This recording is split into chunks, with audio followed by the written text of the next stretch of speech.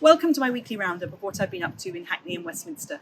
Well, Parliament hasn't been sitting this week, but of course the headlines have been dominated by the fact that our sitting Prime Minister and Chancellor of the Exchequer have both been fined by the police for attending illegal lockdown parties.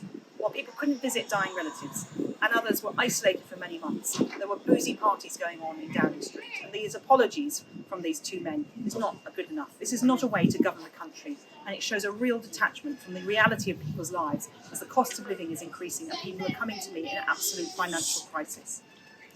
The Public Accounts Committee this week published our report on the private rented sector. This sector has more than doubled in the last 20 years, with now 11 million people living in private rented homes. But over 1 in 10 of those are in poor condition, and it's really hard for tenants to take on their landlords. So we've made some stiff recommendations to the government and expect to see action. Private renters need a better deal. And I've been pleased to be out and about in Hackney this week, visiting a number of organisations, including the Pedro Club, which is a youth and boxing club in Clapton Park, where I was talking to them about the IT equipment donated by local Shoreditch company Logicsol, but also about their future plans and how they're going to continue to nurture young people, particularly James, the boxing coach, who's already nurtured much young boxing talent from the streets of Hackney.